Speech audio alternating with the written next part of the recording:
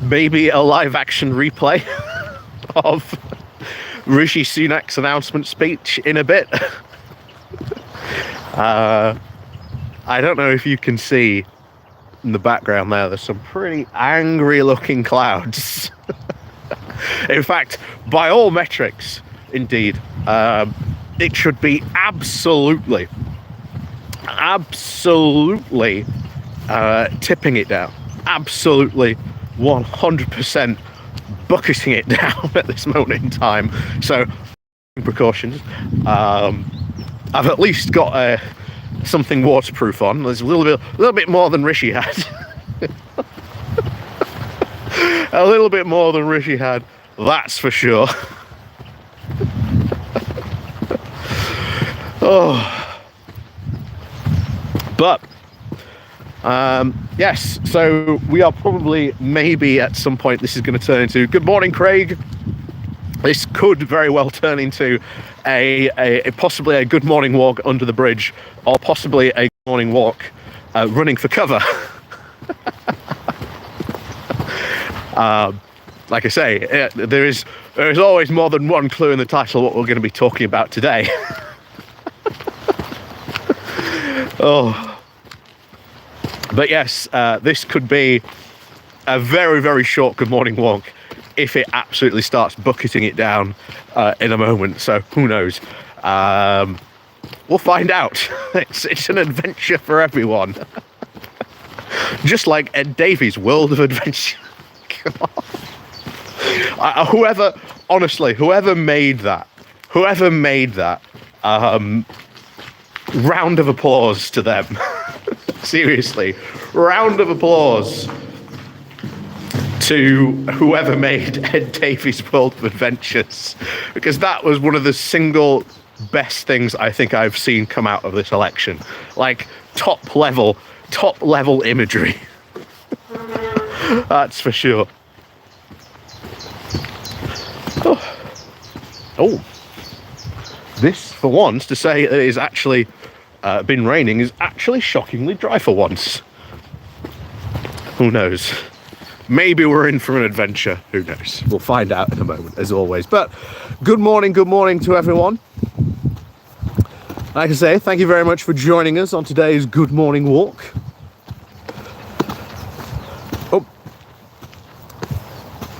Rusted Dynamo, good morning to you. A bit early, isn't it? Oh, it's about 8 o'clock-ish. You know, 8 o'clock-ish. But I'm still on Turkish time. Honestly, I've been getting up at like 5 or 6 o'clock in the morning and been like, why is everyone else not up yet? But yes, I'm still on sort of Turkish time at the moment, so still trying to sort of readjust my internal clock. But yes, good morning everyone. Rusted Dynamo, yeah, good morning to you, Craig. Hey, if nothing else, he's having fun, which isn't the normal way a Lib Dem campaign goes. Oh, exactly. Exactly. I mean, you know, there's Ed Davey honestly living his best life, and who can blame him? He is having the time of his life when you look at some of those photos. And, you know, I did a video yesterday that when you look at all these areas, and especially where some of those photos and where he's been really visiting, they are really going after the blue wall. So, like I say, guys, vote tactically, guys. Remember, wherever you are, go on Stop the Tories, vote tactically, find out who's most likely to beat the Tories, and let's beat them in this election, because, you know, we've got the post, or at least the panic, shall we say, even from Conservative Home, about oh no, what do we do if we come third? And honestly, if that happens, you know, what an election. because we've probably just successfully smashed the Tory party for a decade, if not more, and it ain't coming back for a significant time, shall we say for the least. I'm quite worried now, because if that... See, I'm worried now. I don't know if you can tell. I hope that's not the bull, because I'm really worried about walking next to that bull. Sarah, good morning to you. Gary Arnold, good morning to you as well. Paz News, good morning to you.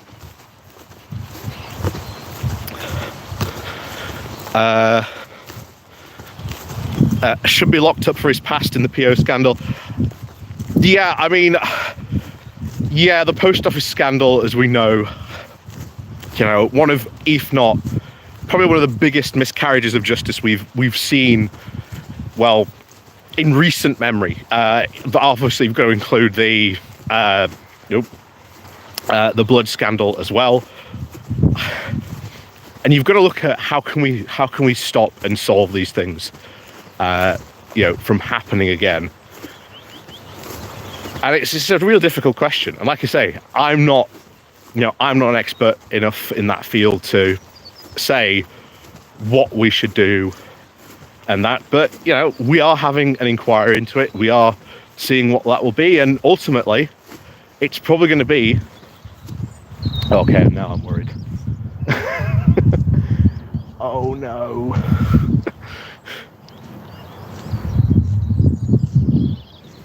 I'm going to walk the other way. Just to make sure,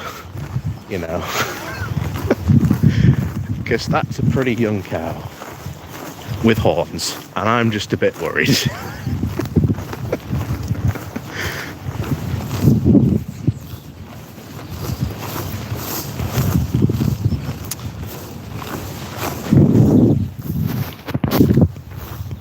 Gary Arnold, people are still mean about Starmer. I like him.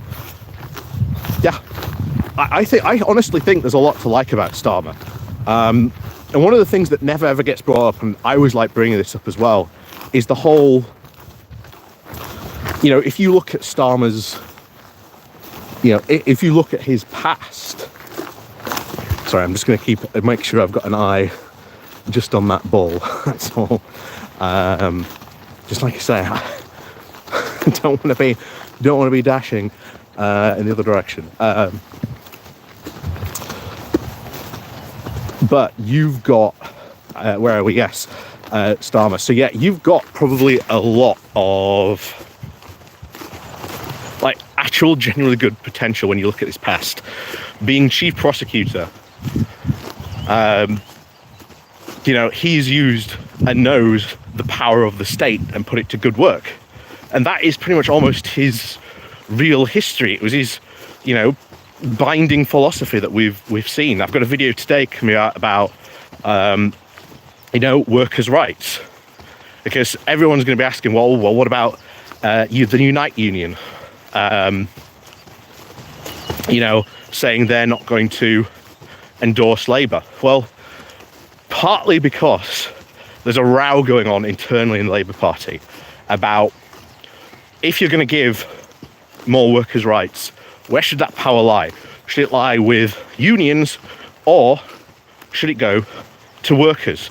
And a lot of the Labour improvements to workers' rights are going to workers, not to the unions. To which Unite has now decided it's going to take its bat and ball home, which I would say is a very foolish idea, considering, that's the government that's going to be in power. Potentially losing your seat at the table, not overly a good idea when it comes to that. Oh, hang on. There we go. But honestly, the workers' rights stuff that we've got coming out from Labour is really good. I mean, there's right to turn off, maternity, sick leave pay, getting rid of 0-hour contracts finally. Well, there's a lot of stuff to really look forward to.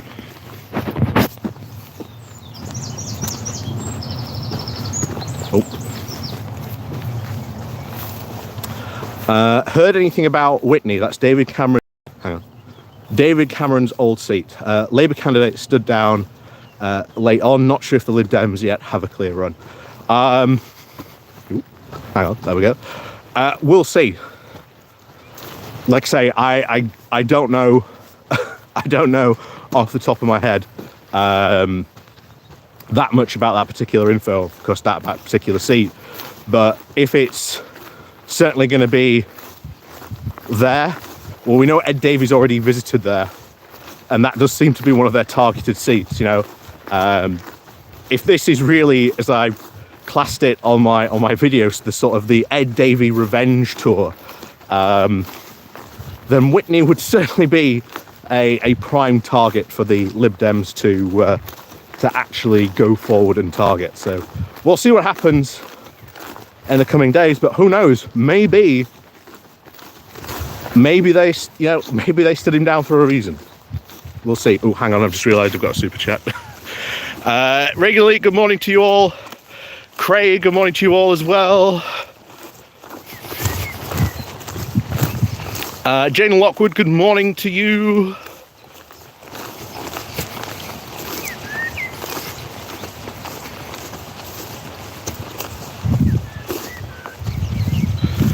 Patrick H, good morning to you as well. Oh, let me just run through the super. There we go. One Angry Pagan, good morning to you as well. Whoop. Patrick H, yeah. Yeah, some people have got so used to having clowns in government since Johnson that Starmer is going to be a bit of a shock. Oh, exactly. Politics is about to become a lot more boring, and that is going to be incredibly good for politics, because we need a bit of boring sometimes in politics. David Falconer, thank you very much for your super chat. 1 second, let me just go. Whoop. Hang on. There we go. Like. Can't click the like. Anyway, yeah, I'm trying to click the like button, David, but there you go. Good afternoon from Asia, or good afternoon to you as well. Thank you very much for your super chat.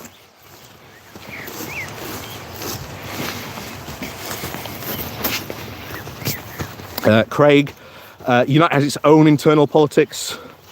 Exactly. I think that is a driving factor on it. And it does come down to the power. Do people want the power to be with the workers, or do they want the power to be with the sort of the workers? Of course, the unions would love more power. Don't get me wrong, they would love more power. But when you're sort of getting a lot of these, workers' rights stuff on this, you'd think unions would be happy, but I guess not.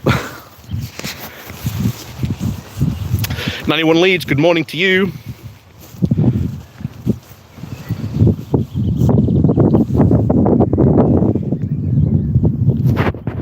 Duke Vengeance, good morning to you. I won't miss seeing Sunak's face on TV. Oh, well, he's probably gone. Honestly. Oh.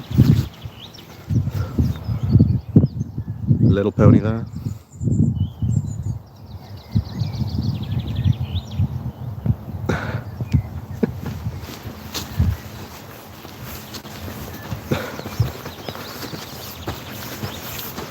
But if you saw the stuff, I mean, I don't know, the reaction, the fallout from the D-Day stuff, the D-Day stuff, the D-Day stuff.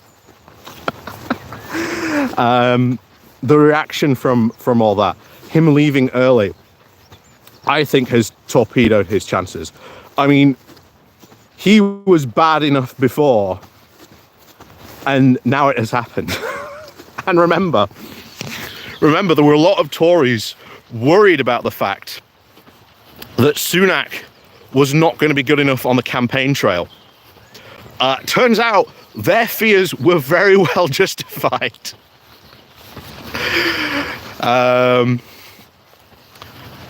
Shane Heff, good morning to you. How not to run a general election campaign 101, exactly. Gathonic, good morning to you as well. Ahoy. Nicholas Bethel, good morning. D-Day, E-Day. E-Dale. Yeah, that's just the Yorkshire accent coming out in me. No matter how much I might try and suppress it, it does come up from time to time. Oh.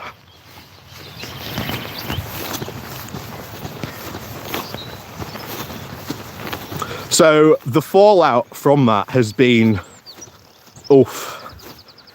You've even had Tories that have come out and said, well, Tory sources, I think it was in the Times, I think it was, I can't remember who reported it. They said that if this hadn't been an election, he'd be gone. There'd be letters in, like he'd be gone.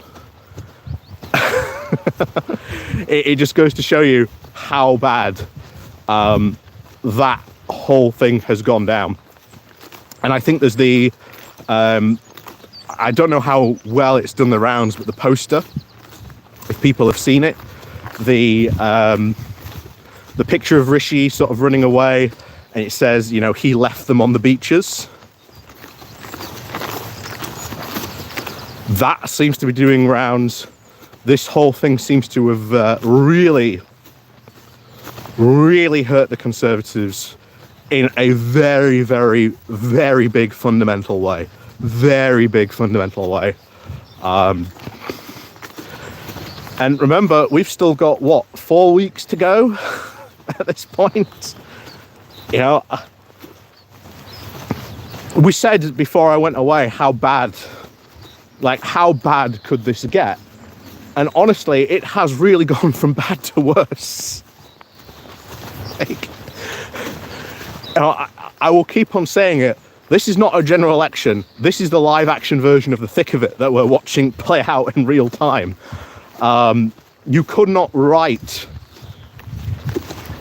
this good a comedy. You could not write this good a comedy on this.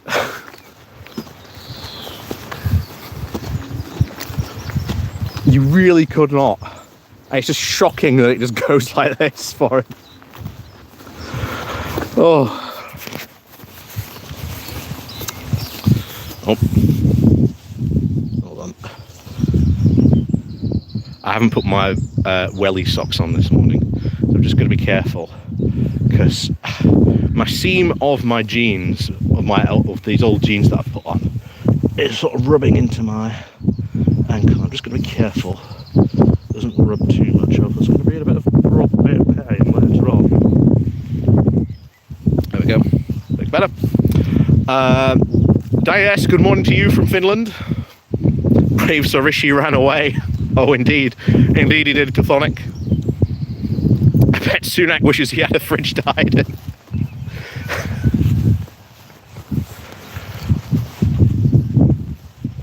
Oh, if only. If only he had a fridge to hide in. You know, he wishes. He does but wish he had a fridge to hide away in, but no. This is the whole point of a general election campaign. There is nowhere for you to hide. Even when you hide in a fridge. The press are just going to be on the outside looking in.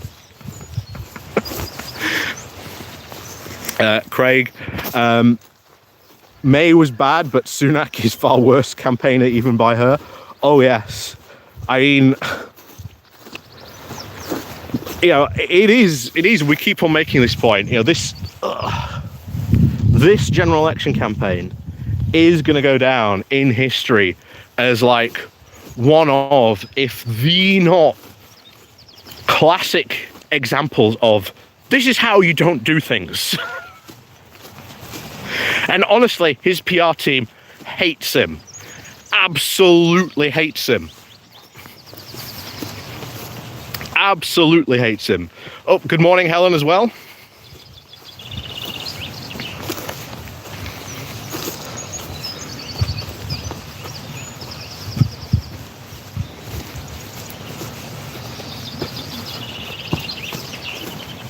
Oop. Sorry, just this is getting rather annoying. I'm just gonna there we go, that should do it a bit better. Has anyone sent Sunak an umbrella yet? I think the Tories wish they could send him more than an umbrella. I think they could wish he could send them more than an umbrella, that's for sure. Because this is, you do not run a campaign like this. I mean, Jesus. Nicholas Bethwell, if Sunak had any sense, he would now get another PR team. And just, well, this is it. How is his PR team this bad? How is his PR team this bad? How? How has he allowed himself to do this? And of course, you've had one of his advisors quit over the whole D-Day stuff as well. So he's lost one of his big time advisors over this. Chthonic, slightly off topic. How was the rest of your holiday in Turkey? Oh, amazing. Like I say, if you're looking for somewhere to go away, I cannot recommend more than Kalkan. Wonderful place in Turkey. Honestly, if you ever get the opportunity, go to Kalkan. Wonderful place. Sarah Davis, she will go down in history and be remembered for not the way that he will have wanted. Oh, exactly. He's gonna be. Oh, he's gonna be. Oof. Honestly, when we went over the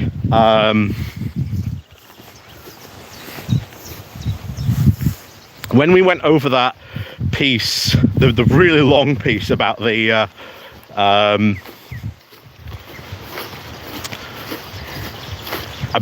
Tory infighting now about to kick off. In that point, you had the guy saying, well, whoever is being involved in this campaign, whoever has been involved in cabinet needs to step away and just not be involved. And you're like, have you seen who's going to be involved? Have you seen who's got leadership ambitions? I mean, I think if you are going to put anyone in charge who could maybe stand a chance, but also is going to probably lose their seat, is probably Tom Tugendhat. I think he's the only guy in the Tory side that could maybe turn the ship around. But he's got to actually have the leadership qualities and stuff to be able to do that. And well, everyone said that, you know, Rishi had those leadership qualities, but, you know, look how bad that turned out. But he's probably going to lose his seat up in Scotland. So, and I keep on saying, the more damage you do, the more Tories you get rid of, the more infighting and chaos that just ensues. This election is about delivering such a spanking to the Tories. They cannot get away from it.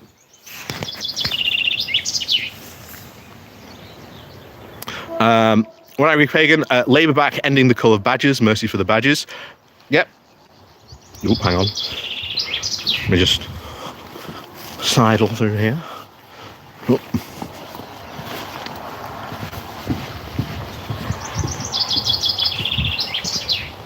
Oop.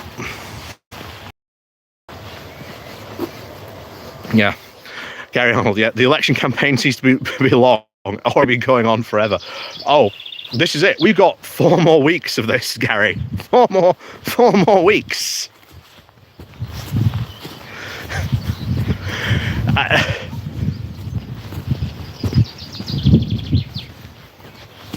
I mean, this is just going to be disastrous for them. And honestly, it says a lot where you think a lot of the Tories might be considering that actually maybe getting 100 seats would actually be a good thing, you know? prepare for damage control. Honestly, this weekend, I think some of the opinion pieces you're going to get from the Tories, especially Boris Johnson. Oh my word, what's Boris Johnson going to say about all this? Because I bet he is going to lay into Sunak. Oh, that's going to be a fun read. That's going to be a very fun read to see what he's got to say. Sarah Davis, did the Tories get all the candidates in time? No. Shockingly, they couldn't get one in Rotherham. But I still think we're waiting for all the dust to settle, because obviously they had 4 p.m. until yesterday to get all the candidates. We know they haven't found one for Rotherham. So we've just got to wait and see how many other candidates maybe they didn't find in time or didn't get. But that's not their only problem when it comes to candidates. Sarah Davis, your voting card arrived yesterday. Excellent. Should the moderate Tories form a new party? They've got a better chance, honestly, if they went to try and take back their party from the insane, crazy right-wingers. That, honestly, is their only chance. And I think you see, there's a really good interview with Rory Stewart on the Times YouTube channel, and he sort of mentioned about this as well, that you know, his faction of people, I think, just sat there biding their time. Because I'll tell you what, the Tory civil wars to come are going to be, oh my word. I keep on building up just how big and bad things are going to get. But oh boy,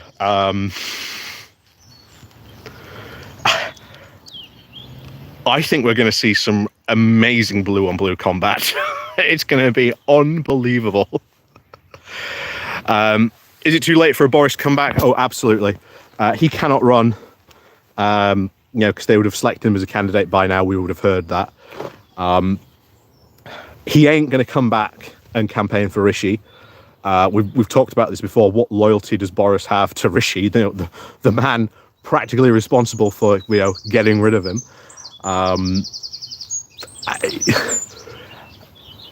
I can't see it happening. And then, of course, you've got how toxic Boris Johnson is himself. So I can't imagine any Tory candidates desperate enough, well, maybe there might be some, who would actually maybe reach out to Boris and go, hey, Boris, old chum, old buddy, will you come and help me campaign in my seat? You know?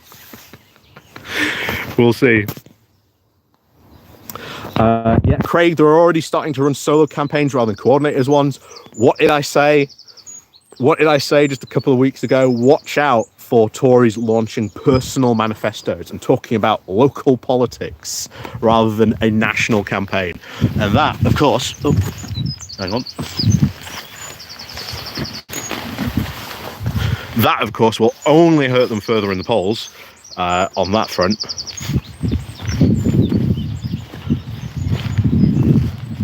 And I'm still waiting, of course, for when we get that, again, that beautiful photo of here's Rishi Sunak in this particular seat. And, of course, the local MP is nowhere to be seen. Because who wants to be associated with Rishi Sunak at this point? Even his own MPs don't want to be associated with him.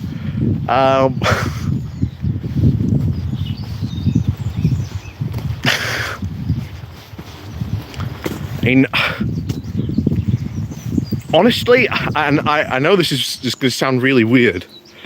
I would love to talk to someone in the Tory party. I would absolutely love someone to talk to someone in the Tory party right now and just find out what's going on, because I guarantee you, for like all the stuff that we hear about, the stuff that's going on which doesn't even make the news or barely gets talked about what's going on. God, I'm gonna have to try and find like a really I don't know, disaffected Tory from somewhere who's going to be willing to come on and have a chat with me, but that might be quite hard to find, or at least achieve. But who knows, I'll start looking. But if anyone knows anyone, I'd be really interested in having that chat with someone, just to find out honestly like what's going on in the like the party internally, because I bet there's just some stuff that's going on we are not even hearing about. Gary Arnold, sorry, I'm really behind in the chat as well, so I really need to speed up on catching up on it. Gary Arnold, someone said they're still not happy voting Lib because of the 2010 coalition. Yeah, it's difficult. I remember the 2010 election. I was down in Leicester at the time. I voted Lib Dem because of, again, all the promises that they made. And I know a lot of people of my generation that do really feel betrayed by the Lib Dems, and that they've still got a lot of trust to win back. But I'll say this now. If I were in a seat where I could get rid of the Tory and I had to vote Lib Dem, well, I'd do it. I'd happily, shall we say, put that tick in a box to get rid of a Tory, because I'll keep on saying it, this election, all about smashing the Tories. Vote tactically. Get rid of the Tories wherever you can.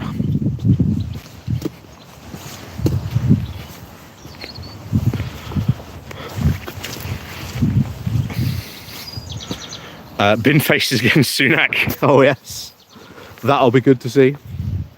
Nick B, good morning everyone. One Angry Pagan. Hang on, there we go. Clara Daniels seemed to relish taking on Farage last night. Jesus Christ. There we go. I might have to get some new walking trousers at this point. Good showing for the Green Party. Yeah, I mean, they did all right. But Farage, you can tell, has practiced for that type of debate. And he used a lot of that stuff to his advantage. You know, say what you will about Farage, there's a lot of stuff he does, which when you look at it, you're like, you know, I don't respect him as a person, but, you know, as someone with skills as like a public speaker and, you know, a public, you know, provocateur, unfortunately he's quite good at that, which is why he's unfortunately such a force in politics. And if you're gonna take on someone like Farage, you have to train to really take on someone like Farage. And unfortunately, time and time again, Farage was really allowed to take away and get away with a lot of stuff and just command the audience. I mean, did you see, for example, here's something worth pointing out. So in the debate, he kept on doing this a lot, opening his arms. So that in public speaking is what we call inviting the audience in. It's a very, very good body language tactic to use when you're public speaking to get the audience attention sort of focused on you. He was doing that. If you look at a lot of everyone else during that debate, no one else was really using their body language. It was always, you know, I'm emphasizing my point like that. They were all doing that. I'm emphasizing my point. No one was doing like a big appeal to the audience with the body language. It was always that. Penny Mordaunt was pointing a lot, which probably will not help her. Again, funny to watch.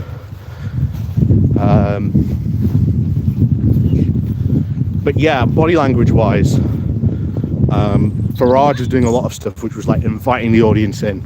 You know, he's doing big sweeping motions.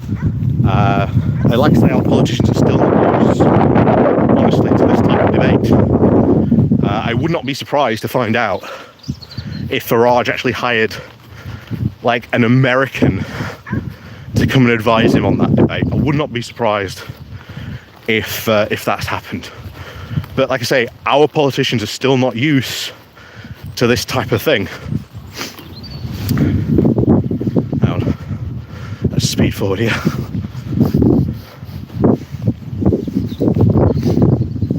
You know, there's a lot in, you know, and I was having a talk about, I don't know if Reagan Lee's still in the chat or still watching, but hello to you. I knew you were, I saw you earlier on. But there is a lot in public speaking. It's not just about sort of using your voice. It is about your body language as well. Your body language counts for a lot when you are doing public speaking. So those big sort of, you know, open gestures, you know,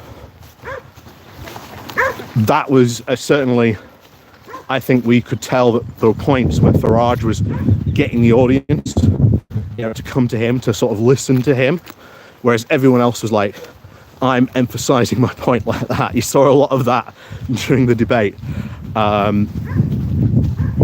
Works in Parliament, not in a live TV debate format. And in fact, I had a lot of problems with that debate format.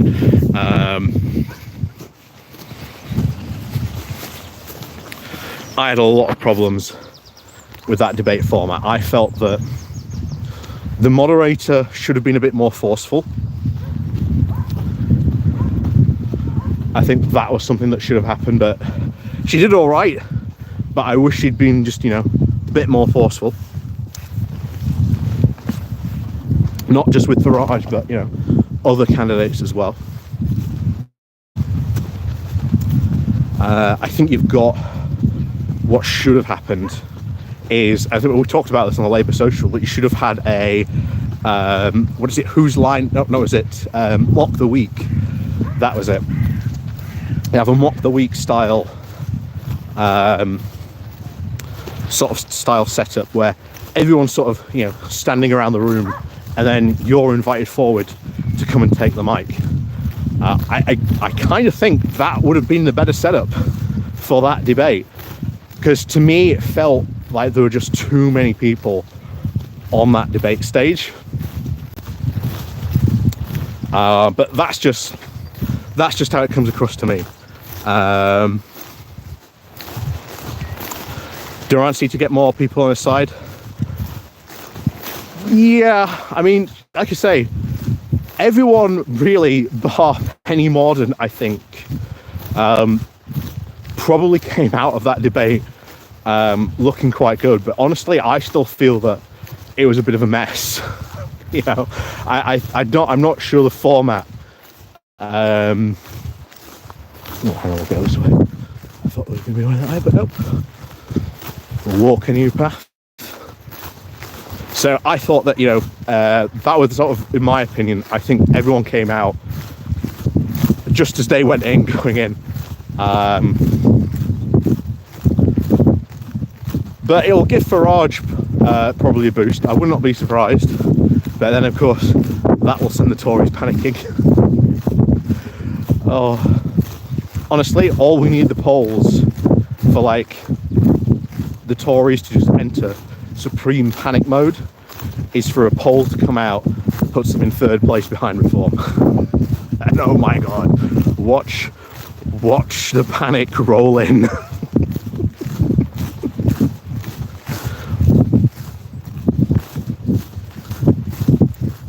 Shane, yeah, Penny looks permanently miserable. Yeah, exactly. I think she knows.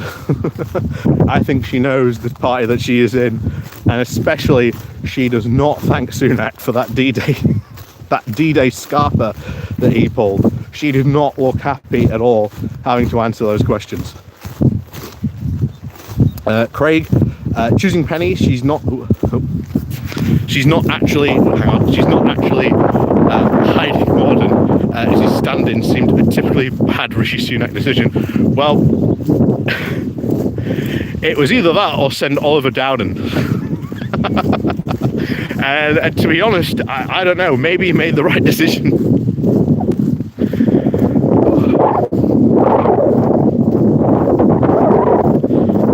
Jane Lockwood, Mordaunt was so rude, pointing at Angela, interrupting every single time because Mordaunt is just posh. They let her the class divide. Yeah. Cathlo G, good morning to you. Angela Rayner wasn't as fiery as I was expecting. Tried to use her inner Starmer. Here's the thing, Phil said this last night as well. These debates are very, very much something that could trip Labour over. So all Labour really have to do in this debate is, not trip up. And Angela Rayner sort of achieved that. I think if Rayner had sort of gone off on her, if they'd sort of let her off her leash, shall we say, the entire thing would have become, I think, even more chaotic, to be honest. But I think she showed good restraint, to be honest. A lot of the stuff that, again, Penny Mordaunt was doing was trying to get a reaction, from Mordaunt, trying to get from Rayner, trying to get her to sort of slip up, trying to sort of put pressure on her, trying to sort of, make that reaction happening so that they would, screw up. That's why one of the reasons she was trying to point, because she was hoping that then maybe the rest of them would also jump on to Labour as well. But one of the things that came out from the BBC, they had I think 7 things that came out of the debate, like the 7 takeaways or something they did that after that, was that every single candidate agreed it's going to be a Labour victory and it's going to be a Labour landslide. So, hey, remember the message of this particular election. Put the boot in to the Tories. Just put your welly in, as they say. Go on, stop the Tories. Go for all this stuff. And we'll see how we go. Pixies up north, it seems. Oh no, am I losing signals? Oh dear. Dave W, let's hope. She wasn't pointing her finger, it was an extremely small sword. Oh God, I bet I would not be surprised if I wouldn't be surprised if she's already done it. Yeah, exactly. Don't be complacent. Vote as well. That is another good message to spread as well.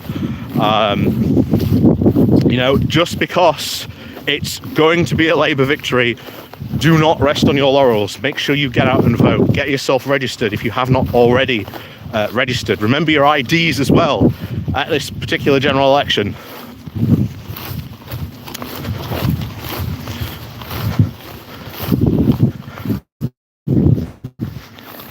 Because the last thing we need is Conservatives winning by a couple of hundred votes like we saw in Uxbridge. Because that would be a real disaster if we could have got rid of 15 more Tories, or Jacob Rees-Mogg manages to survive by 100 votes. Get out there, spread that message, because it is important. Talk to everyone you know and really bring up the fact of getting out there and voting.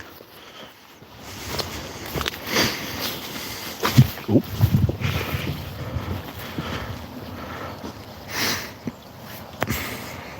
Yeah, exactly, Craig. Yeah. Don't just focus on the winner, focus on making the Tories the biggest losers. Exactly. Do you like to see Keir says he loves Ireland, relations will improve? Oh, exactly, relations are going to improve with everyone, I think. She will absolutely do that. Caroline Vaughan, the Lib Dems, was the winning choice for the South Devon primary, so I'll be voting for her. The Lib Dem candidate, I thought, did actually all right. And I think that shows that the Lib Dems, if you couple this in with everything that Ed Davey's doing at the moment, I would say this. I was hoping that the Lib Dems would really step up this campaign and perform. I'll tell you what, so far, they are exceeding my expectations. They are exceeding my expectations because I was going off sort of past general elections and how they've reacted. And I'll tell you what, they are at the moment exceeding my expectations. So good on them, because like I say, the more seats they take, that puts the Tories in an even worse position, puts them in even lower. They have less MPs. So good on the Lib Dems for doing what they've been doing so far.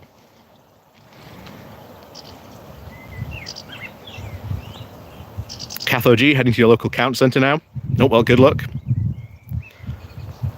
Fat Kevin, good morning. I'm very pixelated. Oh no. Well, it's just the Barnsley triangle. Craig, Keir gets the entire situation in Northern Ireland given his work with the policing up here. Again, he's got an entire history of working with the state, and I think that is going to show through in his experience. Chris Town, Mordaunt was like Trump, shouting over Raina, trying to move into a space and jabbing her finger. Yep.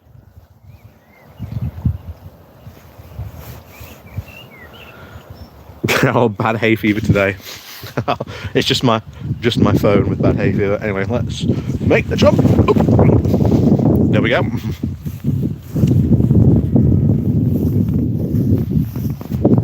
Yes, I'd seen the South Devon primary. Like I say, I think that was definitely something that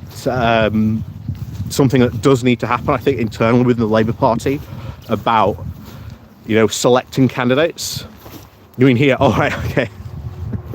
Well, given where I am, I think if you were out here with me, the hay fever, your hay fever would be absolutely running wild at this moment. So it's maybe just it's like sympathetic hay fever. You're seeing the fields, and it's causing you hay fever to be triggered.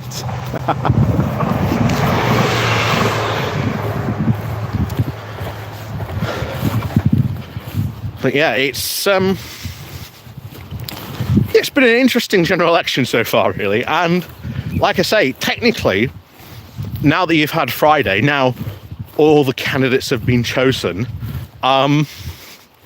you could almost say, really, this is where even the harder work's going to get started. We're going to probably get, manifestos in the next couple of weeks. Or at least next week. I wouldn't be surprised if we see some manifesto drops, or the week after, because it would now seem sort of the perfect time to see that.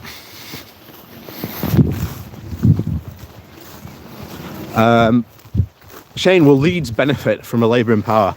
Well, the fact that they've actually got an industrial strategy for the north. Of course, Leeds is one of the biggest cities in the north. Technically, again, Leeds is actually one of the biggest financial hubs outside of London in the UK, which always, I think, shocks a lot of people when they hear that. But no, you've got a lot of, and I keep on saying this as well, you've got Leeds and Sheffield that if you had a government that really invested in them, really got to grips, and put some proper money into them, you would see this area in particular where I am grow astronomically. But like I say, we're going to see what happens, and one of the things I'm looking forward to, as Raina said, there is an industrial strategy to come out. So we're going to be really interested in what that industrial strategy sets out to do, and of course what they hope to achieve.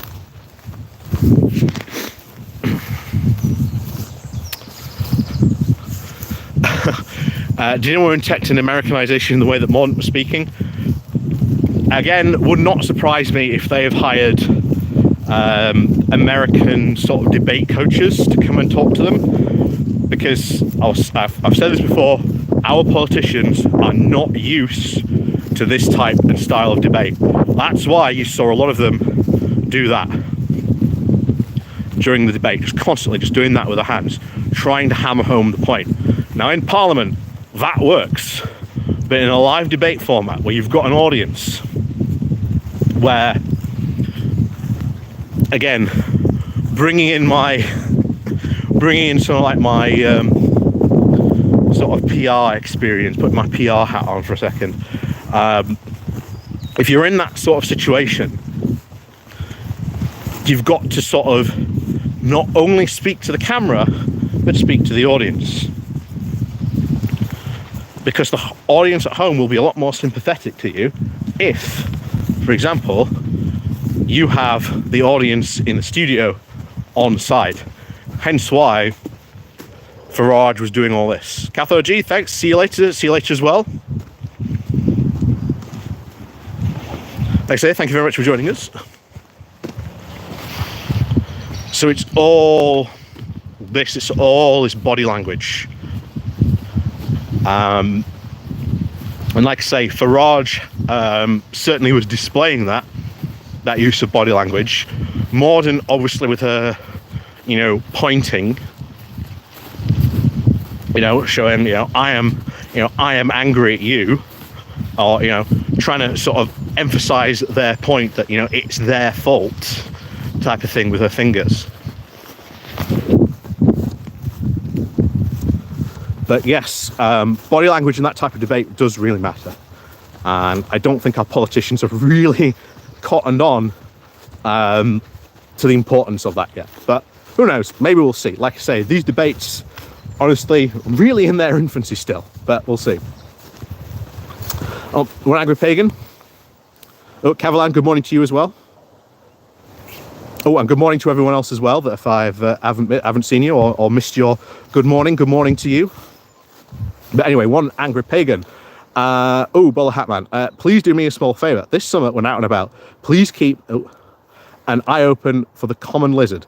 I'm wanting to try and gauge the population's actually decline/boom. Much obliged. I've never seen a lizard up north. I don't know. Maybe it's not their climate up north, but I will keep my eye out for you. But I have never seen one up north. But don't worry, I will keep my weather eye open as we are out. Like I say, we're more likely to see maybe a partridge, or if we're really lucky, a fox, but we have to go out really early. We have to go out really early in the morning to see the fox out in the fields.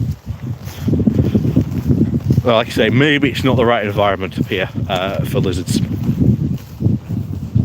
But I will keep my eye out, don't worry.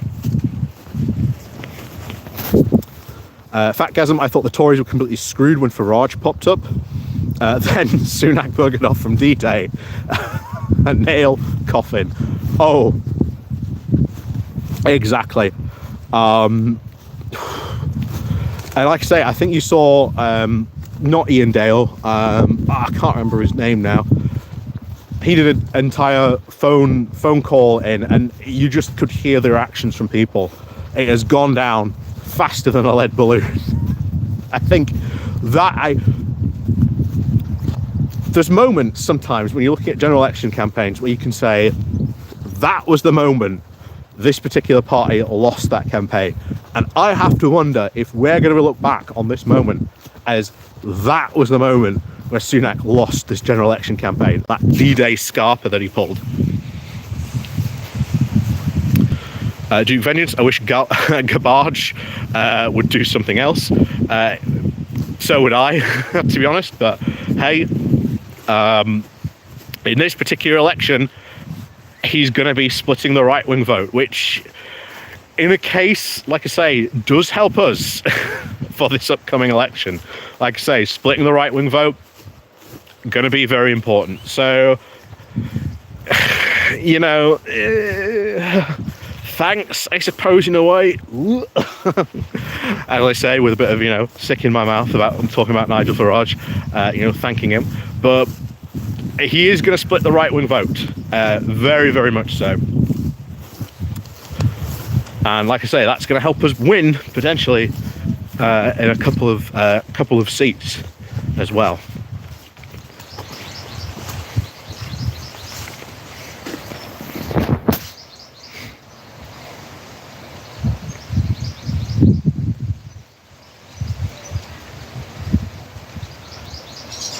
Check Eton for lizards. One-eyed pagan. They found it even in Scotland. Most people just don't see them because they don't expect to see lizards in the UK. However, they can be found all over the UK. Oh, well, like I say, I'll keep my eye out. But like I say, I've never seen a lizard up north before. But I will keep my eye out for one. David, good morning to you. A vote for Farage is a vote for Trump. Did you get your milkshake ready? Well, the thing is, he's already appeared in Barnsley. Although he might appear again, who knows? Like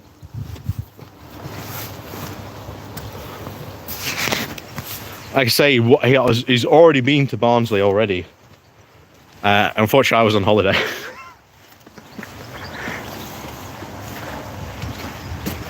Because there is, in that particular venue that he went to, there's a hiding spot you can hide in, or I should say you could strategically wait in with a bit of a tactical milkshake if you wanted to. Not that I'm suggesting anyone should ever particularly wait in that particular tactical spot or that tactical vantage point, but if you're from Barnsley, you know what I'm talking about. So, I'm just suggesting, nothing at all.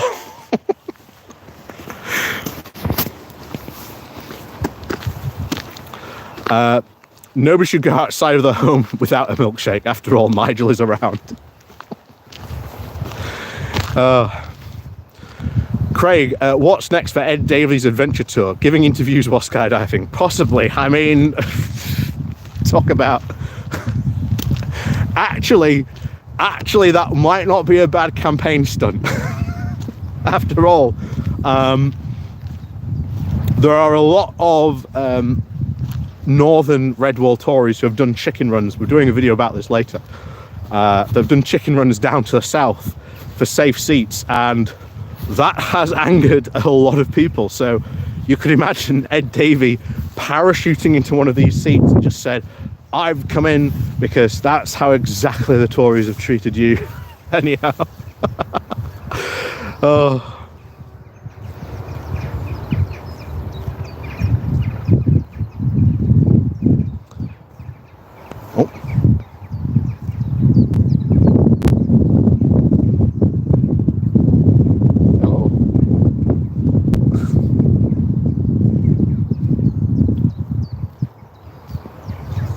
Unfortunately, I don't have anything for you. I know, but I don't have anything. Sorry, boy.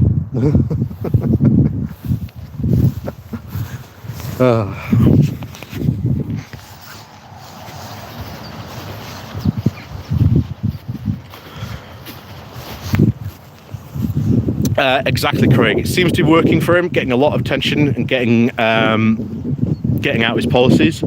Yeah. This is something the Lib Dems should have done or cottoned onto a long time ago. They are a party, very, very much so, that has in the past really struggled to gain any attention. And to get attention, sometimes you're going to make a big splash, like Ed Davey. Like I say, he pulled the boat thing as well, where Sunak was doing that interview with all those women. And along comes Ed Davey along the river. I mean, I would love to know the behind the scenes,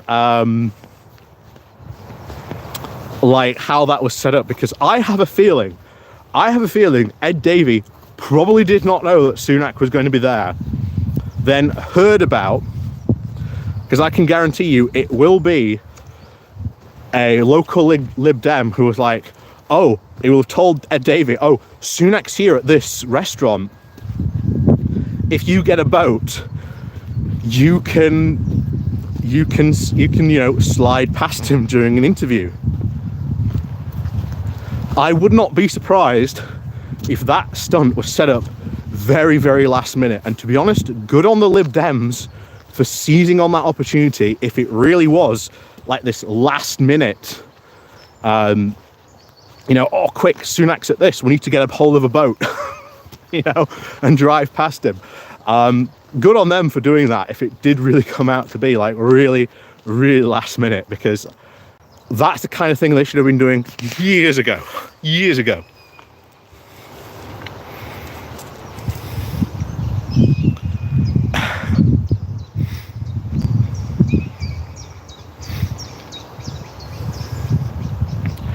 Craig, people knows he's just going to give them good copy, and that justifies the report following him.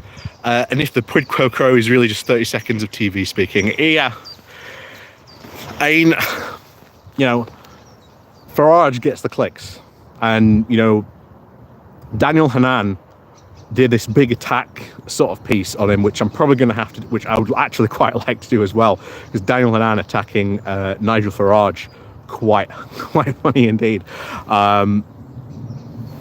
But we'll see what happens there. But anyway, I'm actually kind of shocked we've managed maybe to some point. I don't see, you can see how angry the clouds are from where I am, but yeah, we've managed to avoid the rain so far, which I'm quite surprised about. But hey, you know, better be to be prepared than not. Am I right? Shane, Brexit was finally brought up in the last night. We'll hear more about it in the next 4 weeks. Would not be surprised if we did. We know the British public has turned against that, and even though, you know, it might not get talked about this election, as I've constantly said, in the next parliament, where you have swept away all these Brexiteers, you can now actually have proper conversations about Brexit without them butting in and ruining the conversation. So that's something to look forward to in the next parliament. And like I say, we're going to have those conversations, much needed conversations, which we have not been able to have because of things like the EU Scrutiny Committee, which is ruled over by Brexiteers, and they would never ever allow anyone to even question their precious Brexit. So, you know, I keep on saying it, you know, you're not just voting for, you know, a new prime minister, you're voting for a whole new range of things to actually change in this. So yeah, need to get Rishi to fill up the Labour battle bus at the Labour forecourt. That's true.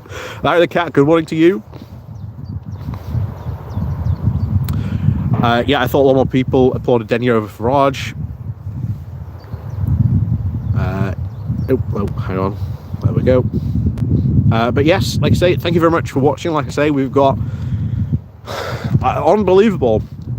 It's what, been 2 weeks since the announcement, and honestly, it feels like a month. We've got 4 more weeks of this. And I even did a video saying, you know, oh, it's you know, as much as it's going to be interesting, you know, to tear our eyes away from what's going on in the general election, honestly, it feels like we're going to have to at some points just to maybe get a break.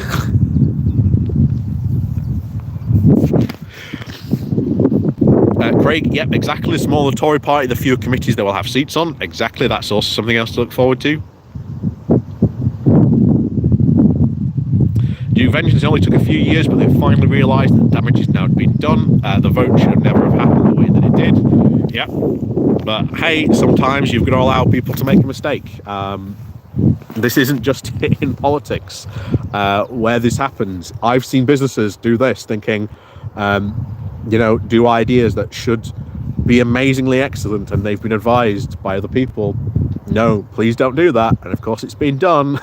And then those people who are like calling out saying, well, I was right. But yeah.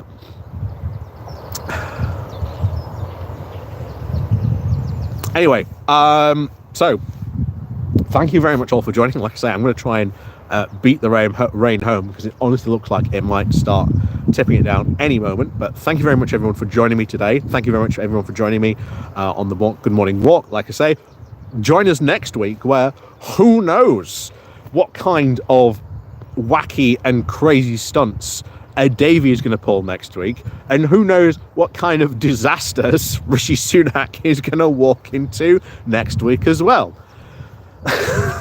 But enjoy your weekend.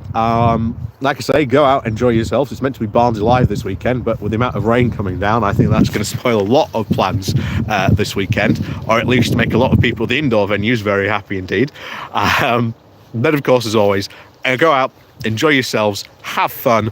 Always remember, if you can't be safe, be sensible. And we'll see you all next weekend for another Good Morning Walk.